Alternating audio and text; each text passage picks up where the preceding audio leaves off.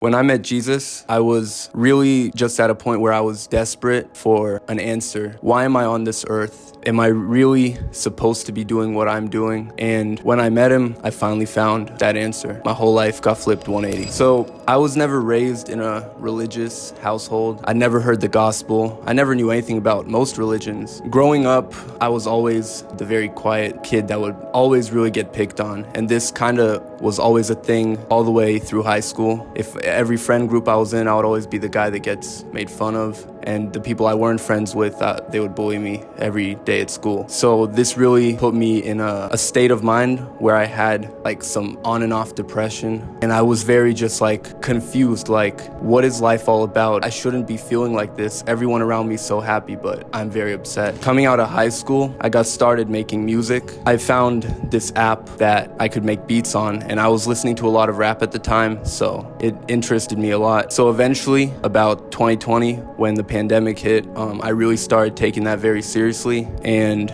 it became my God. It really did. It was all I would do. I would sit at home just all day doing nothing but making music, and while I felt happy, it was honestly really draining. My mood was always off and on. Eventually, I started to see some success making music, and because of all the bullying in the past, I feel like I got very, very prideful once I started to see success in music, because I felt like I was finally the one that had something to boast about, that had something to be really happy about. And so that led to me really talking down on people, just not being a great person. Even though I felt like I was humble, I really was not. I always felt like I was better than everyone else for the things that I've done in the music industry. I would always fly out to LA to make music in recording studios and just hit a bunch of studio sessions. Now what I'm realizing is this: almost every studio in LA that I would be in, I felt like some presence, and it was like I would love being there, but there would always be something where I'm like, I shouldn't be here. I don't want to be here. I want to go home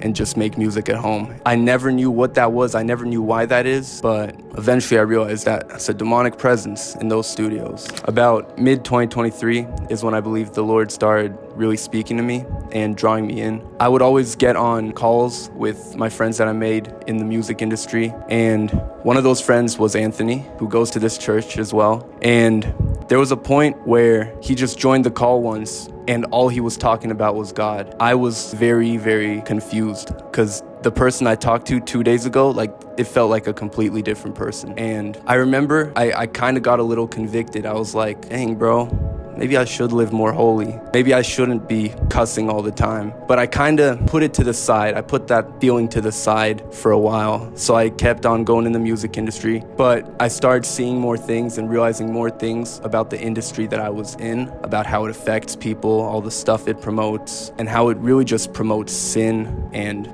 a demonic agenda. I remember in July, I was on a cruise with my family, and I would see all these just happy families, and I started really thinking to myself that if I want that, something needs to change, because what I'm doing now and the music I'm making now, it just leads to a bunch of problems. As the months went on, I started realizing God didn't put me on earth to make music like this, to live this life where I'm cussing every second, where I'm saying the craziest things. And so eventually I got to a point where I wanted to know more about God and about Christianity. So I started going to the gym with Anthony, and just one of the days that we hit the gym together, we were on the treadmill, and I just asked, hey, can you tell me more about Christianity? And that was the first time I ever heard the gospel. About a week later, or maybe even a couple days later, we went to the store, and Anthony bought me my first Bible. And since my parents were atheists, I really hid it from them for about like 2 weeks or something like that. But eventually, they went on a vacation for a couple days, so I had the house to myself, and I was like, time to start reading. I started reading Matthew, the book of Matthew,